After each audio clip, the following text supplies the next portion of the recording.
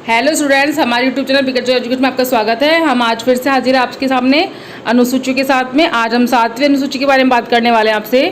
तो आइए आज हम बताते हैं आपको 7वीं अनुसूची के बारे में। तो आपको बता दें सबसे पहले तो कि इसमें केंद्र और राज्यों के बीच में शक्तियों के बंटवारे के बारे में बताया गया है 7वीं अनुसूची में, कि केंद्र और राज्यों में किस तरह से सूचियाँ विभाजित है। इसके अंतर्गत 3 सूचियाँ हैं। 7वीं अनुसूची के अंदर 3 सूचियाँ हैं। पहली तो है संघ सूची और दूसरी है राज्य सूची और तीसरी है समवर्ती सूची।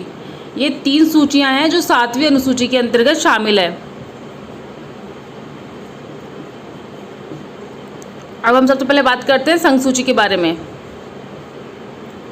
तो संघ सूची के बारे में आपको बताएंगे। तो संघ सूची है, तो इस सूची में विषय दिए गए हैं कुछ, तो उन पर केंद्र सरकार को कानून बनाने की शक्ति है। इसमें जो भी विषय हैं उन सब पर केंद्र सरकार कानून बना सकती है और ये सारी शक्ति सिर्फ केंद्र सरकार के पास ही है। जैसा कि संघ से जाहिर हो रहा है संघ, तो संघ ही बनाएगा शक्ति संघ में।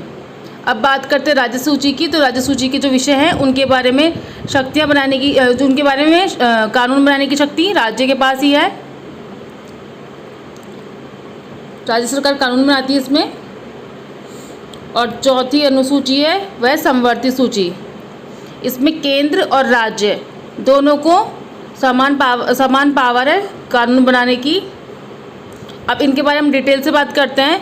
तो यहाँ पे संघ सूची है, इसमें टोटल 97 विषय थे पहले और अब 100 सब्जेक्ट हो गए। तो उन 100 सब्जेक्ट्स के ऊपर केंद्र सरकार वो बना सकती है कानून।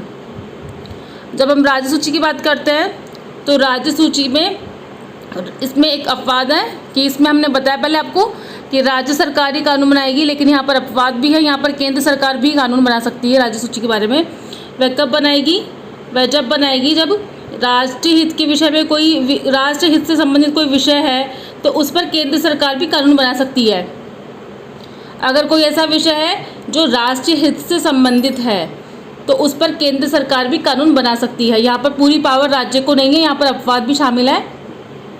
और इसमें पहले 66 सब्जेक्ट्स थे, यानी कि 66 विषय थे जब संविधान लागू हुआ था उस समय। और अब इसमें 61 विषय हो चुके हैं टोटल। अब हम बात करते हैं समवर्ती सूची की। तो इसके अंतर्गत जो विषय हैं उन पर केंद्र सरकार और राज्य सरकार दोनों ही कानून बना सकती है। दोनों की समान पावर है कानून बनाने की, लेकिन कानून के विषय में अगर दोनों ने कानून बना लिया किसी विषय पर और तो वहाँ पर केंद्र सरकार द्वारा बनाया गया कानून ही मान्य होगा। यहाँ पर केंद्र सरकार को मान्यता ज़्यादा दी जाएगी, उसी को ज़्यादा सुपीरियर समझा जाएगा उनके द्वारा बनाए गए कानून को। राज्य सरकार द्वारा बनाया गया कानून केंद्र सरकार के कानून की बनाते समय समाप्त हो जाएगा। यानी कि जो पहले से केंद्र सरकार के अगर राज्य सरकार ने बना रखा है तो केंद्र सरकार का कानून जब लागू हो जाएगा तो राज्य सरकार का कानून अपने आप समाप्त हो जाएगा। और संविधान लागू होने के समय समवर्ती सूची में 47 विषय थे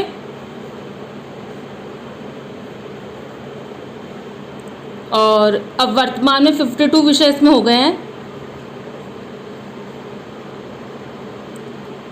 5 नए विषय इसमें जोड़ दिए गए हैं। पहला विषय जोड़ा है हमने वन, दूसरा वन्य जीव, तीसरा है नापतोल इकाइयाँ और चौथा है न्यायिक प्रशासन और 5वां है शिक्षा।